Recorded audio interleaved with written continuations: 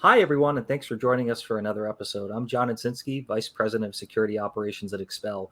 With me is my co-host Tina Velez, Manager of Enterprise Solutions Architecture. Today, we've got the privilege of speaking with Lauren Proehl, Senior Manager of Global Cyber Defense at Marsh McLennan. Lauren, thanks so much for being here today. Thanks for having me. I'm super excited. And Lauren, with having you on this show, first of all, once again, thanking you very much for joining us.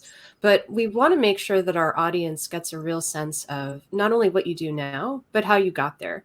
So if you would, tell us a little bit about where you are now, what you do in your organization. And then we want to kind of dig into your path through security, kind of your path through tech and what got you there. So go ahead. Yeah, that makes sense. So I'm a senior manager of global cyber defense, which is a really fancy, convoluted term for I manage a lot of teams and a lot of different things at Marsh McLennan.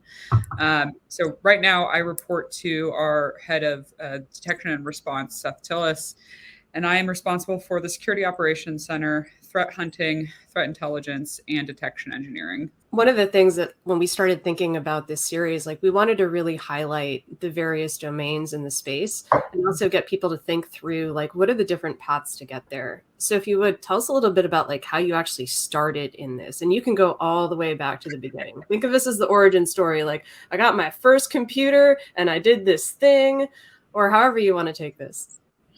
Yeah, so it does go super far back into I got my first computer and did this thing. My dad was like a super nerd. He played Quake and we read Lord of the Rings together, and he would upgrade his computer and he'd let me watch the whole time. I just became fascinated by it. And then sometime in middle school, he was like, "Hey, do you want to play video games?" I was like, absolutely, yes. Whatever dad does, I'm going to do it. One time I shaved the entire side of my face because I wanted to just be like him.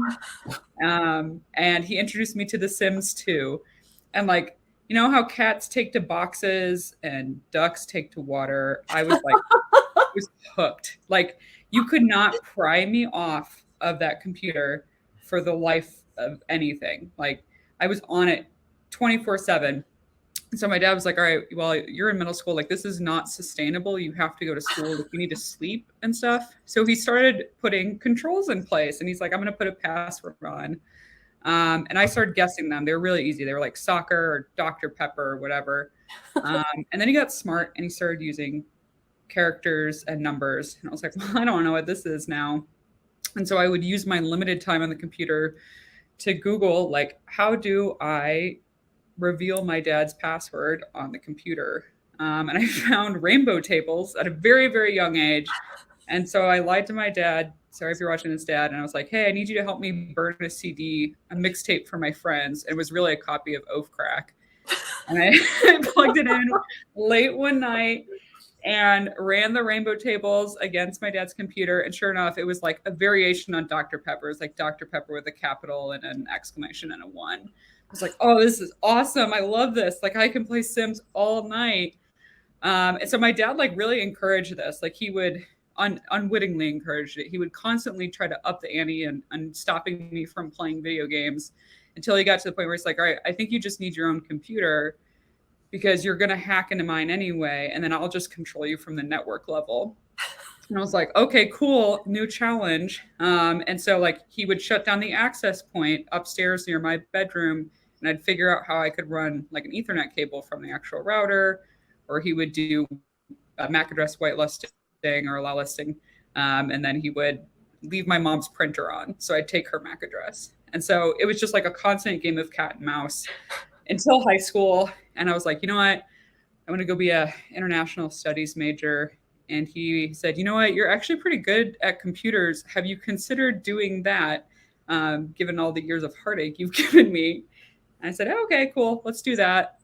Went to Murray State University for computer information systems and almost failed out of college. It was programming where I had to write Visual Basic by hand for tests and just very, very, very difficult things that I was not prepared for. Lots of higher level math. It was basically a comp sci light degree. And I had a telecommunications class as a part of that major, and I fell in love. It was just a one-on-one class. I was taking it as a junior. it made sense. They were talking about routers and switches and packets. And I was like, I actually know how this stuff works a little bit because of how I tinkered when I was younger. And I swapped over to that degree. And that saved me from failing out of college. I think that was the only A that I had that semester, which like offset things a little bit. And going through the telecommunications systems management, which is always a fun mouthful, or TSM program, it was like a hardcore CCNA boot camp. Like they were like, you will be able to get your CCNA and then some when you're done with college. And most of the people that were in there were going to be network engineers or project managers for network stuff. And I had a professor, Wes Spencer, who actually just got out of Perch, another MDR service, which was super cool to see his transition to private sector, pull me aside and say, hey, you know what, I'm not teaching anymore, but do you want to look into security? Like we've got 3 security classes as a whole. I think you'd like it. I'm doing this cool stuff with Bitcoin. Let me help you learn more. And I was hooked. So I took all 3 classes that the program offered for security and then applied for a project management internship my senior year at a firm called United Lex. And I had a really, really lucky break with a recruiter who said, you don't look like a project manager. You look like a security person. And they offered me a full-time job to be security analyst number 1 at United Lex, which is a now defunct managed detection and response firm. So I dove in headfirst, literally in the deep end, with a guy named Kevin Noble, who taught me everything ever, like taught me the core of who I want to be as a manager, taught me the principles of being an analyst, just like an incredibly smart person, very gracious. They were very patient with me when I knew absolutely nothing. And they gave me the tools to build. And then from there, I was like, I want to be an incident response for some crazy reason. So moved over to CenturyLink after a couple of years, watched the company burn every other month when I was on call and realized that was an unsustainable life model. And I could not keep doing that. And begged for the opportunity to lead a threat hunting team internally at CenturyLink. And they gave me 2 of the best people on IR, Sydney and John. Sydney's now a principal threat hunter at Splunk, and John's still at CenturyLink doing crazy engineering stuff, I think. And we did 8 hunts in a year or something like that, created the whole program. And then I got headhunted by MMC, and they were like, hey, come lead the rest of this.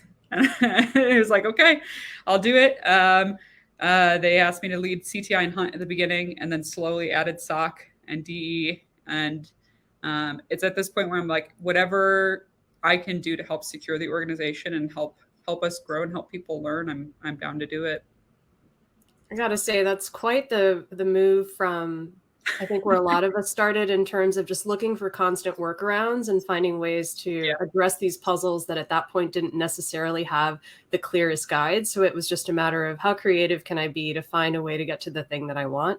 But I'm also going to say, hearing the bit about computer science, I pretty much bombed out of my intro to computer science course too. So twinsies there.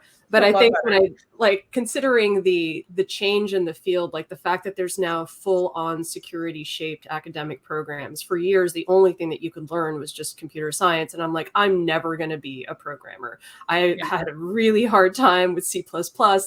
That is not my world. But the network side of it, that's something John and I have spoken about in the past, thinking about just the fundamentals of security. You can't go wrong getting a strong grasp on networking at the core level and then building on that. So that path, and then adding the PM stuff, I think a lot of folks think that stuff like program and project management are not necessary skills for this. But if you want to get to where you sit now, having the ability to talk both the technical, the business stuff, and also understand the importance of project management and program management to get to these good outcomes, you become unstoppable. Now, the reality becomes you end up doing a lot of just deck building and having lots of conversations and lots of consensus building with folks. But I'm just rambling now. You got me on my soapbox thinking about this stuff. I wanted to jump in here really quickly, Lauren, and kind of take a step back. Here's kind of a tricky question. I think you're going to like it. Is what did you enjoy more? Hacking into your dad's computer or getting to play The Sims? Because it seems as though hacking is the fun part. I got to be honest. Can you share with our audience what you enjoyed more? Because it sounds as though the hacking part was the most fun part. Yeah, I think it was. at the time I was very one track minded, like kid. And I was like, I just want to get to the Sims. But I think what kept me coming back was the challenge of like, I couldn't have this easily. I had to fight for it. I had to work at it. And I run right now, and I'm a terrible runner. Like, I've hated running my entire life. I'm very, very slow, but I keep running and I keep signing up for very long races because I'm bad at it. And I'm like, well, I want to keep trying to be good at it. I don't accept that I'm just going to be bad or that I'm going to be stopped by something. I keep going after it. And it was also a family affair at this time as well. My youngest brother is also into all of this. And he would help with the shenanigans of like, hey, go run this Ethernet cable for us, or like, tell me if mom's computer is on or she's on it so we can take her MAC address and go have internet after 10 p.m. Yeah, I think the key thing is like security is really rooted in solving problems and learning. Yeah. And so when you're faced with that problem, it's fun to be able to learn and strategize and iterate and be like, did it work? Did it not work? Let's try rainbow tables. Let's try brute forcing. Let's try path spraying. It's fun because you're learning and getting to solve problems. And that's what I really love about security. Sounds like you're the same. Yes. Yeah, absolutely. And every person I've met that has risen to high levels in security has a similar, I guess, origin story or has the same feeling. Like, I want to solve this problem and I'm not going to stop till it's solved. Yeah. I also on both sides. I also want to take a step back and talk about Kevin Noble. Specifically, it sounds as though Kevin had a significant impact on your career. You mentioned some key lessons learned. Like, can you share those lessons?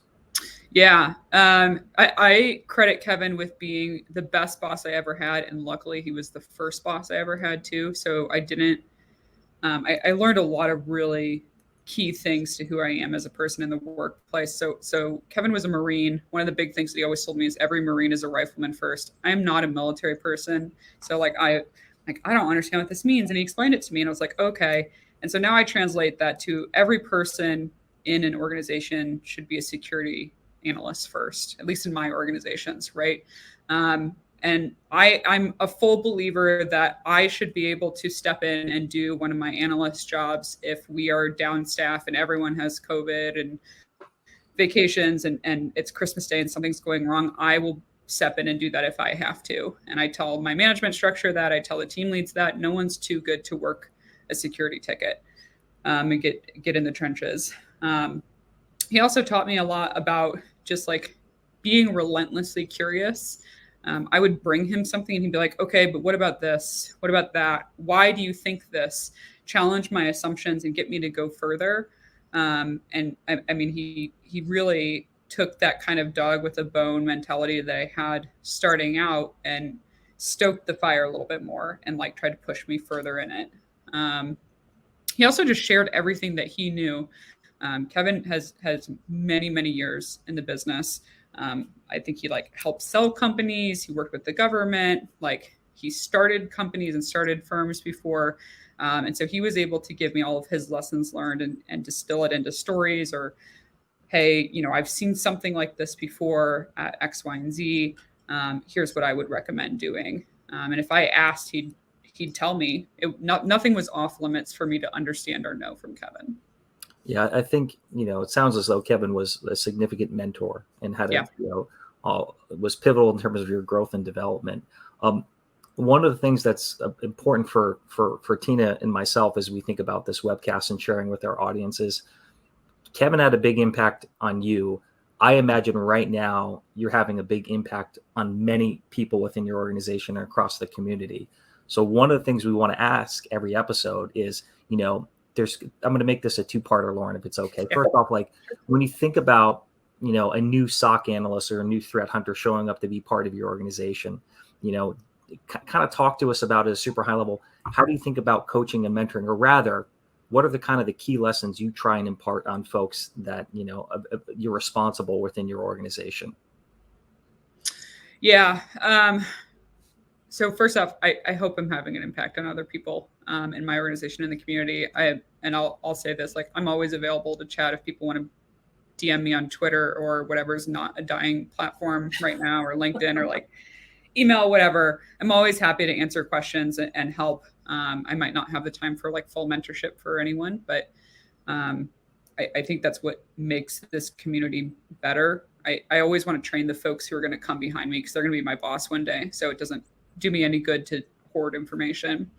In looking at a new analyst or threat hunter, one of the first things that I try to do is make them comfortable in the organization and let them know, like, this is a two-way street. I always tell any of my directs or couple levels down, if you're not getting something that you need from me, call me out on it. Like, tell me, hey, Lauren, you didn't finish this deck that I need, or hey, your instructions were unclear. Can you rephrase it?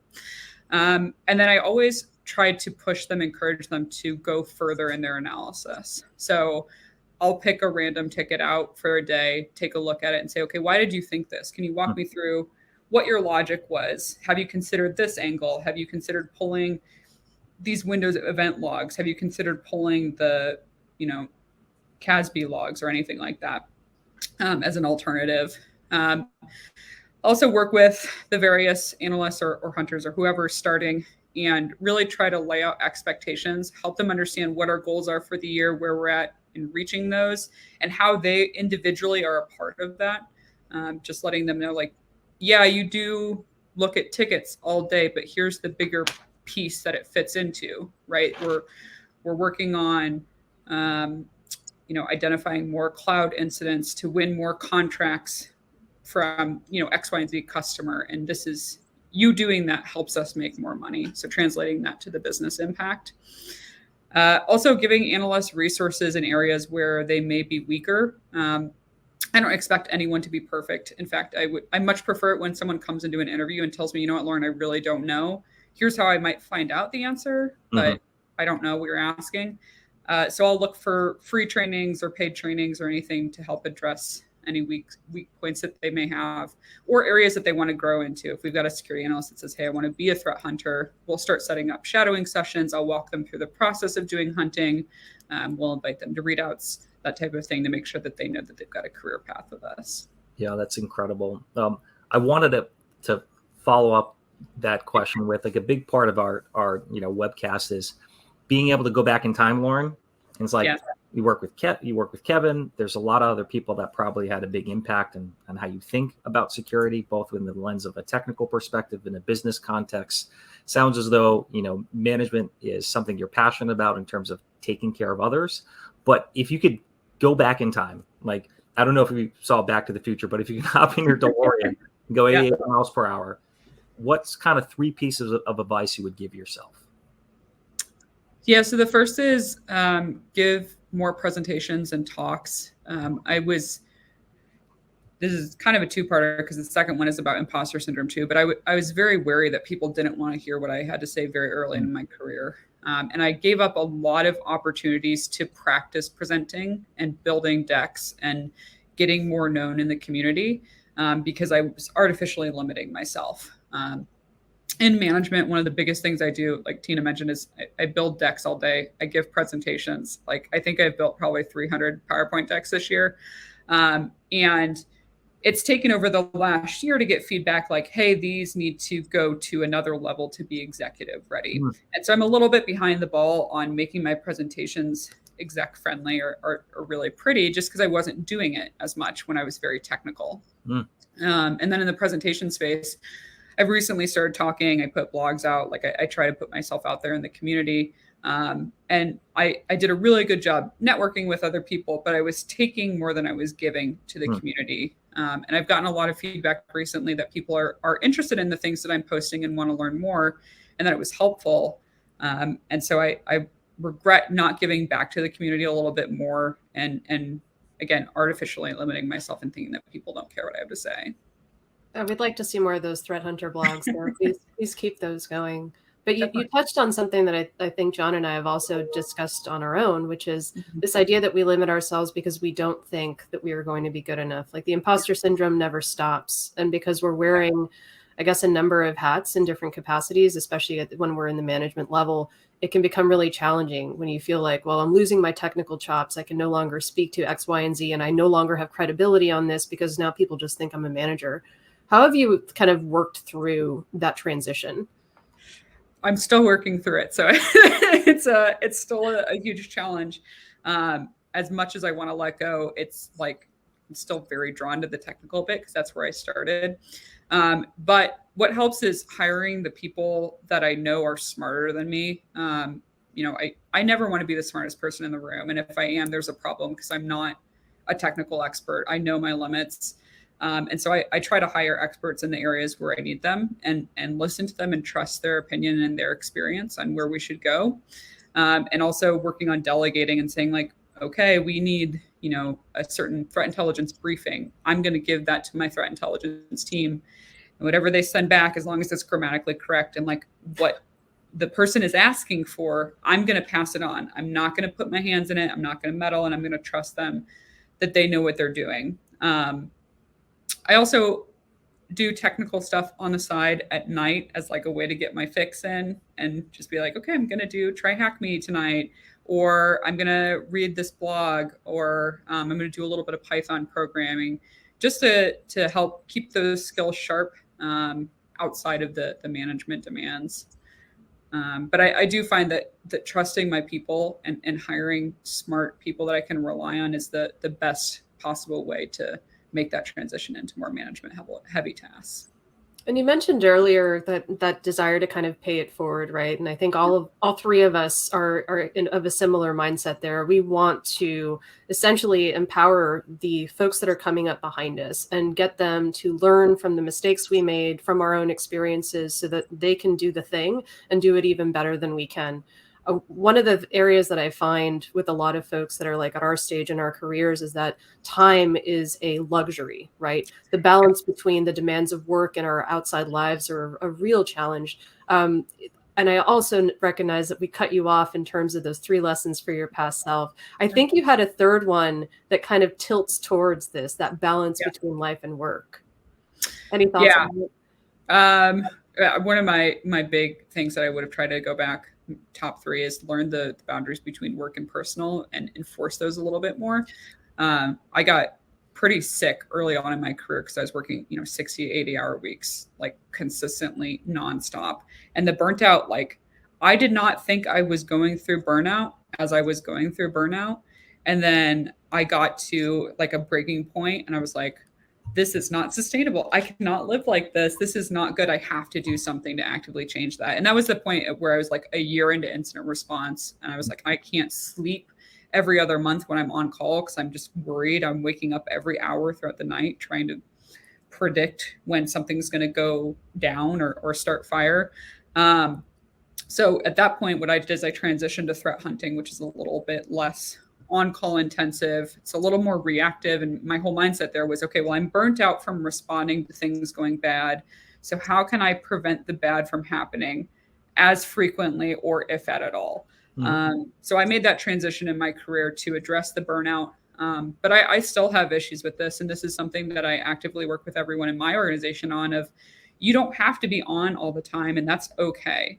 Set boundaries. Like you don't have to answer texts in the group chat where we're talking about like a new vulnerability. You can mute those. You can delete the group chat from your phone if you need to. That's not punitive. You have a right to disconnect and keep with yourself. But the other part is also finding activities outside of work and outside of my career that has been really helpful to make this like a more sustainable career path, instead of me quitting in 2 years and going and like raising goats and churning butter, which is, I think, almost every tech person's dream at this point that I've talked to.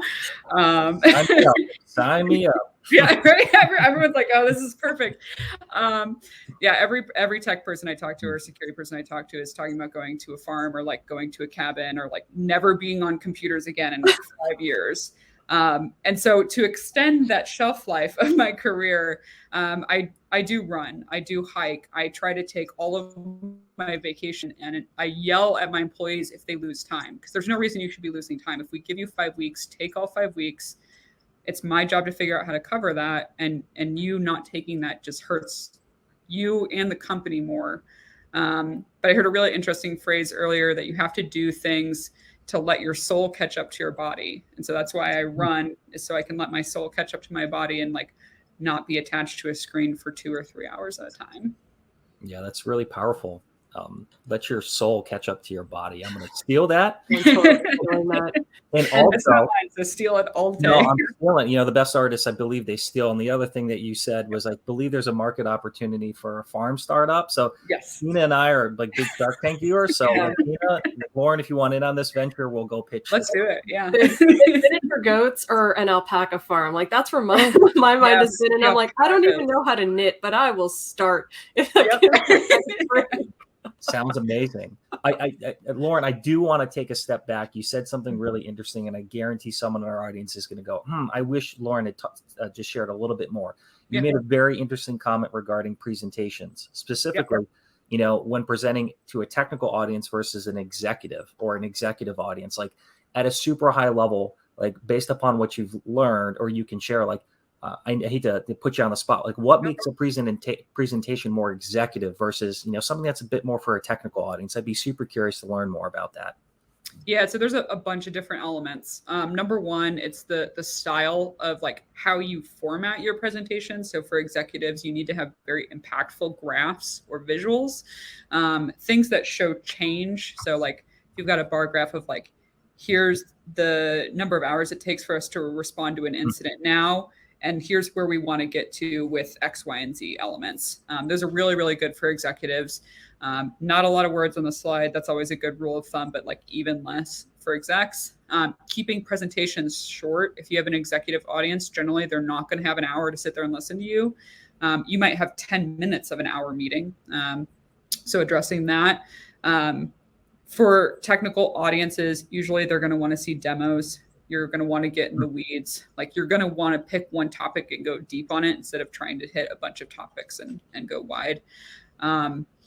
For technical audiences, you can usually be a little more casual with your speaking as well. It doesn't need to be as, I don't want to say highbrow, but not as polished. You don't have to be as choosy with your words.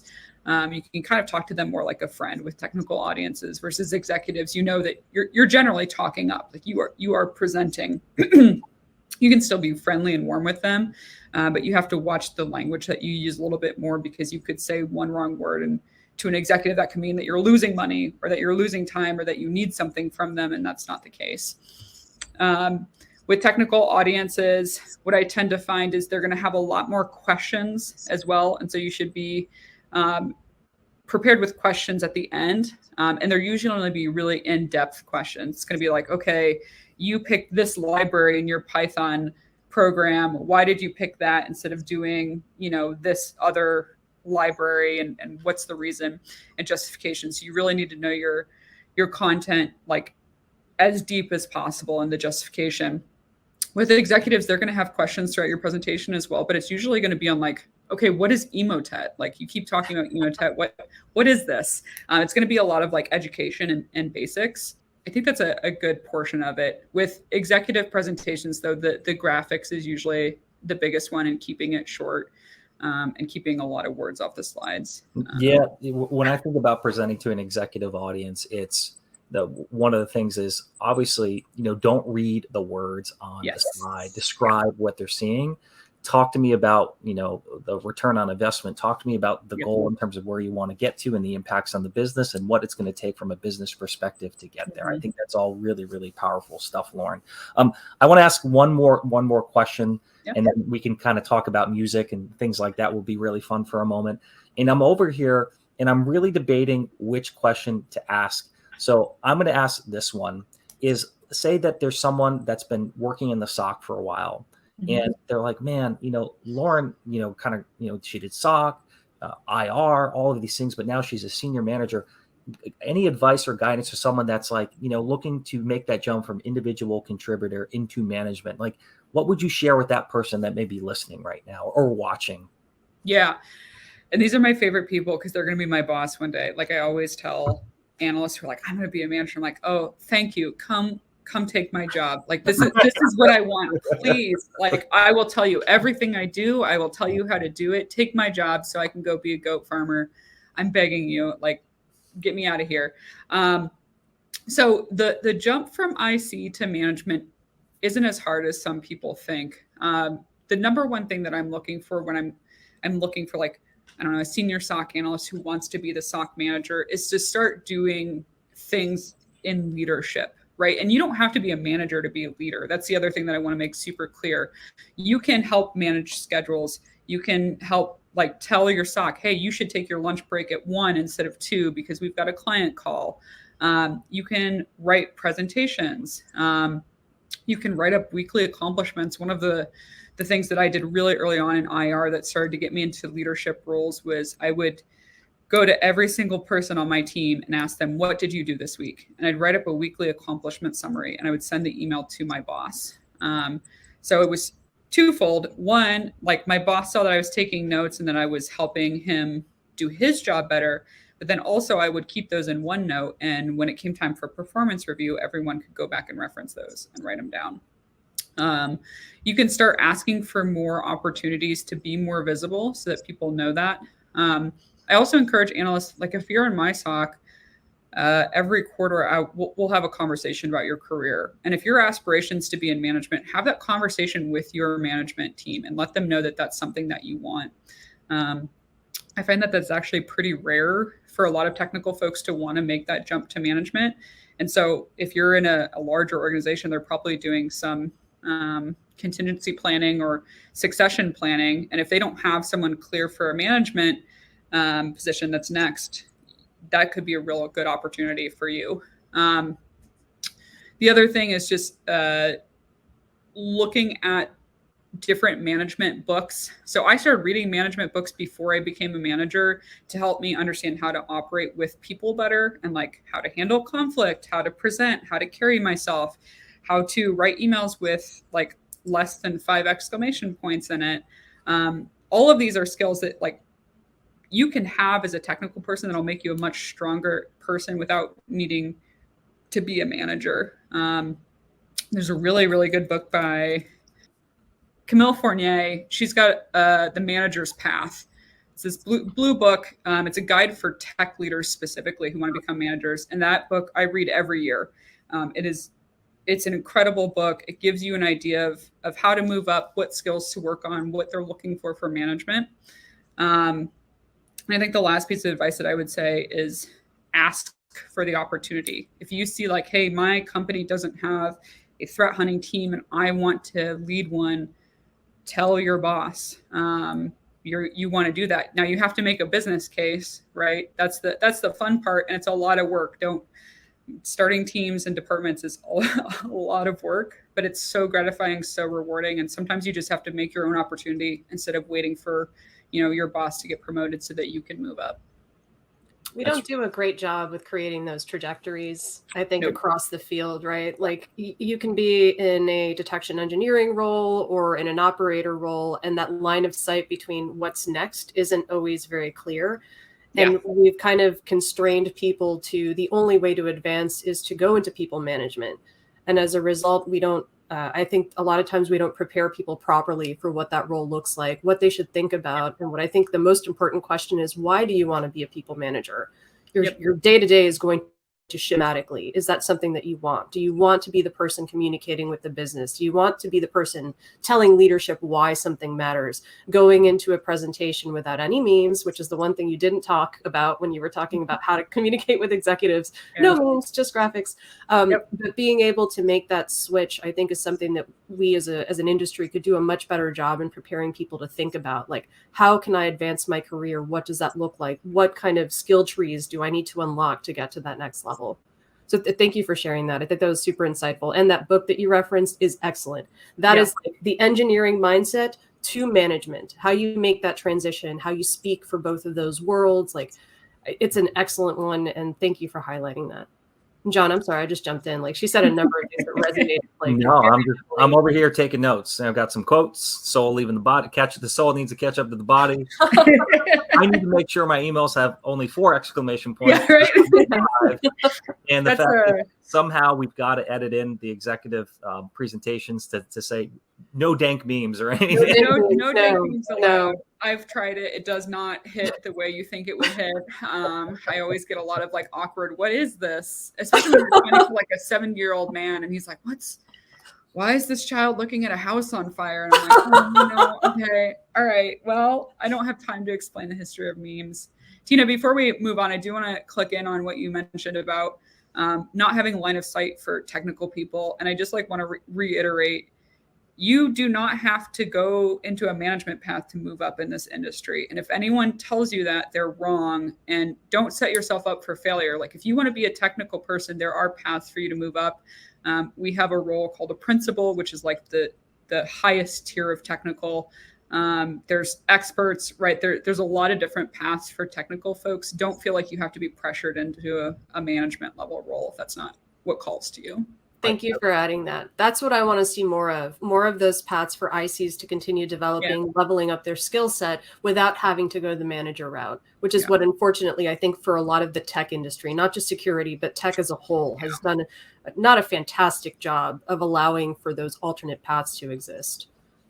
Yeah, I do want to amplify one thing is spot on. There are a couple of things you said. Management is a title, is a role. Leadership is not. Anyone could be a leader. But also, if you're getting into management, do it because you want to take care of people and have a huge impact. Do not do it just because you think that's what you've got to do to continue to ascend within an organization. There are other opportunities. It's really, really well put there. So, Tina, at this point, we should I want to talk a little bit about what's on the playlist, don't you? I'd love to, but I'm also thinking about the goat farm, and that sounds so appealing right now. Yeah, Lauren, I'm glad that you are getting back to the gym and starting to lift a lot of things again. And my guess is that you probably have some excellent things in your headphones when you're doing so. So we'd love to hear, like, what is the one thing that you've been listening to lately? Like, what is that hype song? Or maybe it's not a hype song. Maybe it's just a chill thing. But like, what is on your playlist right now that is in high rotation? Yeah. Hype song is very different from what's on rotation. I just listen to a ton of EDM when I'm lifting. Just like, I need no words, just bass drowning out my pain and sorrows right now. But I've got Snail Mail's Feeling Like I Do Spotify Signal right now on rotation. Just like very, very good girl rock, live performance. Sounds amazing. I just have it playing nonstop in the background right now. That sounds good. I listened to Underworld all this morning while I was lifting hard in that direction, going back to like when people talk about EDM, I'm like, this is EDM to me. Yeah. That 90% of big beat stuff, that is to me electronic music. John, what about you? I'm just still trying to imagine 120 beats per minute and just throwing up that iron up and down. I'm just processing as well. Well, that's super cool, Lauren. Lauren, before we let you go, our audience would love to be able to connect with you. Where can they find you? What's the best way to connect with you, via social media or something else? Yeah, I'm Jotunviller, which is a really weird way to spell things, but it's JOTUNVILLUR on the Dying Bird site, on Mastodon, on other sites that shall not be named. You can find me on LinkedIn too. I'm just Lauren Proehl on there. You can hit me, lauren@laurenproehl.com. I have my own website. You can also hit me up there. You can usually find me some way or another on the internet, and I'll provide you all links if you want to include that in the show notes. I love it. And one of the things Tina and I, joke around about is, if folks see you at a local security conference or something, is it okay to come up and say hello? Yeah, absolutely. I'm in Kansas City, so I help out on the CFP review board for B-Sides Kansas City. So usually at B-Sides KC, you can come say hi to me. I go to DEF CON almost every year. If you see me on the streets, we can definitely chat. If I'm running, I may not be able to talk, but yeah, always happy to talk, always available to help out in any capacity. I don't have a ton of capacity to take on a new mentor right now, but I can answer questions, help out any way I can. I love it. Well, thanks so much, Tina. Anything else you want to add before we call it an episode? No, I'm just still thinking about the goat farm and a much, like a shift to a calmer pace of life where I think one of the things that we all suffer from in this field and what also makes us wildly successful at it is that persistence. We don't turn off well. And so this idea that we all need to do a better job of setting boundaries, I think, is just evergreen advice. So I hope our audience takes that to heart, especially those folks that are in any kind of on-call capacity, because that will eat you alive if you let it. And it will. Yep. But please, if you see us in the community, come up and say hello. We'd love to chat. Well, thank you again, Lauren, so much for joining us. Tina, this is great again. Thank you so much. That's it. Yeah. Thanks, Lauren. All right. Thanks all. Appreciate it. Bye.